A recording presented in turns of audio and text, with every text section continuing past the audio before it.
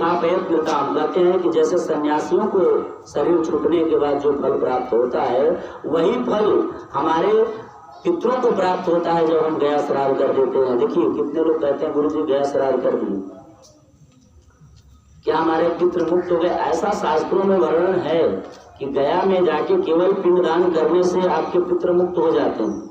लेकिन आप लोगों ने गोकर्ण का कहानी सुना होगा, हमने एक दिन इसका थोड़ा सा निरूपण किया था।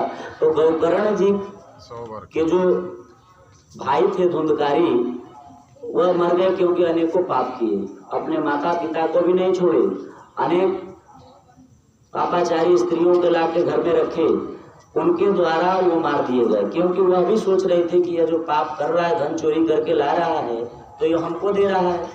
अगर जिसका धन चोरी करके ला रहा है, समय विलंब तो नहीं हो रहा अभी समय, तो जिसका धन चोरी करके ला रहा है, अगर वह पूछता है तो हम लोग किसको बताएंगे?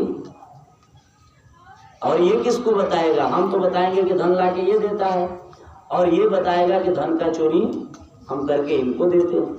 तो उसका भागी तो हम भी बनेंगे, क्योंकि चोरी करने वाले से ज्यादा कराने वाले को पाप लगता है। आज कोई चोर सोनार के दुकान पे जाए या चैन खींचा हुआ ले जाके बेच दे, तो चोर तो पकड़ाता है, सोनार भी जेल जाता है। उसको क्या पता तुम चोरी करके लाए कि नहीं लाए, लेकिन उसका धन ले लिया तो उसको भी पुलिस वाले उठा के ले जाए। उसी प्रकार वह सब सोची और उसको अग्नि से मार दी।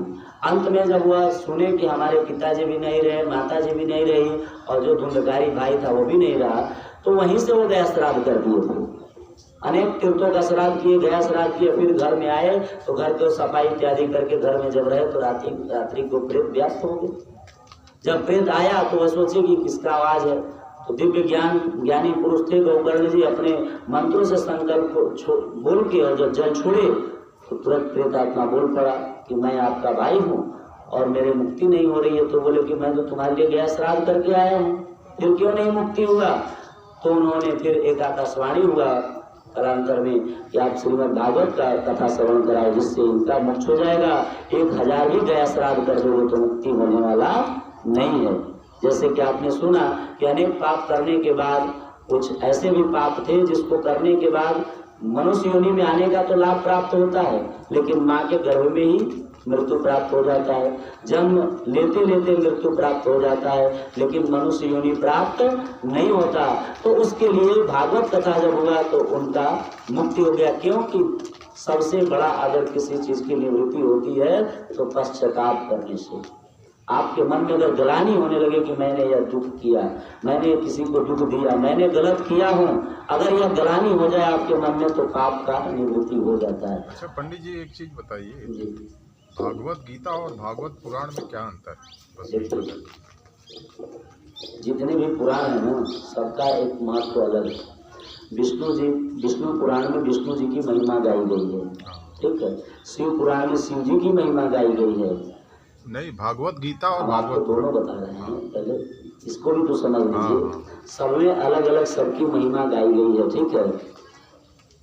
कृष्ण जी जो करके गए वो भागवत जी में लिखा है, कृष्ण लीला लिखा है, भगवान कृष्ण का उसमें जो किए हैं वो लिखा है।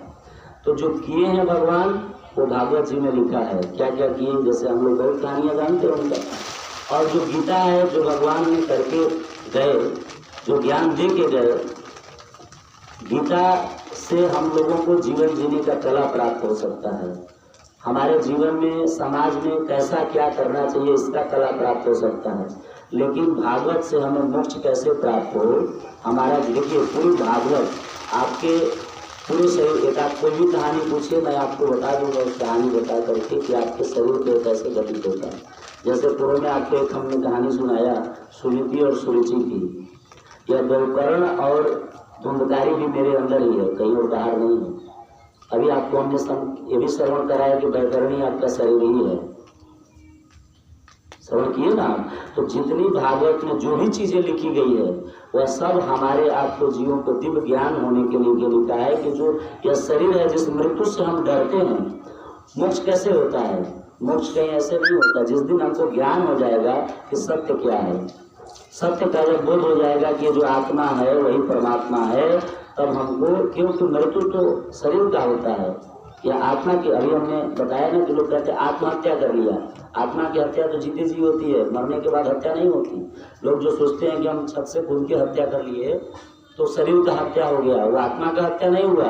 आत्मा का हत्या का मैंने आपको उदाहरण दिया था कि जो वस्तुएं या शरीर ग्रहण नहीं करना चाहती है उस वस्तुओं को जब हम पान करते हैं, उस वस्तुओं को जब हम भक्षण करते हैं तो उस समय आत्महत्या होता है। आत्महत्या जहर खाने से नहीं होता। अनेक विद्वानों का ये भावार्थ है। तो उन्होंने ये बताया कि आत्महत्या, शंकराचार्य जी लोग भी बताते हैं, आत्महत्या जब हम अभक्ष्य चीजों को भक्षण करते हैं तब मेरी आत्महत्या होती है। तो गीता पढ़ने से हम लोगों को सामाजिक और गृहस्थ का जीवन जीने का और किसी समस्या से निपटने का ज्ञान प्राप्त हो सकता है, और भागवत पढ़ने से मेरे जीवन की मुक्ति का ज्ञान प्रशस्त हो सकता है। मुझे मुक्ति कैसे प्राप्त होगा यह प्रशस्त हो सकता है। मुझे जीवन मिला किस लिए है यह प्रशस्त हो सकता है। मैं इस धराधाम पे कैसे आया यह प्रशस्त हो सकता है। जैसे परीक्षित को हमने सुनाया था, परीक्षित को यह ज्ञान हुआ कि मुझे 7वें दिन मरना है, तो उसको यह नहीं ज्ञान था कि सभी को 7वें दिन मरना है। तो वह सोचा कि देखिए वो तो लीला की भगवान ना, परीक्षित कोई मनुष्य बन के आया तो कोई ऐसे नहीं आया, भगवान का वो रूप था। वो आया कि सभी को 7वें दिन मरना है, चाहे वो पशु पक्षी हो, चाहे मनुष्य हो, चाहे पेड़ पौधा हो, या जो आपके जीवन में जो दिखाई दे रहा है यह असत्य है। हमने बताया कि यह असत्य है जो नहीं दिखाई दे रहा है। जैसे हवा दिख नहीं रहा आपको, हवा सत्य है, अनुभव होता है। उसी प्रकार बिजली दिख नहीं रही है लेकिन पानी में बिजली सत्य है। अनेक उदाहरण हमने कथा में आपको पूर्व में दिया है। तो ये जितनी सत्य वस्तु है वो आपको दिखाई नहीं देती है। दूध में घी होता है लेकिन दिखता नहीं है, मथने के बाद घी निकलता है। तो उसी प्रकार परमात्मा सत्य है, मृत्यु सत्य है, यह दिखता नहीं है। इसको अनुभव किया जाता है। जब खुद तपस्या करेंगे तो परमात्मा का ज्ञान होगा, खुद पुराण पढ़ेंगे तो परमात्मा का ज्ञान होगा। तो जब जैसे दूध को मथ के घी निकाला जाता है तो वैसे अपने आत्मा को मंथन करेंगे, आत्मचिंतन करेंगे, तब परमात्मा की प्राप्ति होगा, तब मुझे मोक्ष की प्राप्ति होगा। और जिस दिन हम अपने इस मृत्यु को जान जाएंगे उस दिन जीते जी हम मुक्त हो जाएंगे, क्योंकि हमारा शरीर ही मिला है प्रमाण के लिए। तो दोनों में यही अंतर है। अगर समझ गए तो ठीक है, नहीं तो कोई दूसरा उदाहरण देके भी हम समझें। तो इस प्रकार से भगवान ने बताया हम लोगों को कि जो भी हमारे जीवन में है वह इस प्रकार से लाभ प्राप्त होता है। तो आप सुन रहे थे कि किस जीव का कैसे क्रिया करना चाहिए।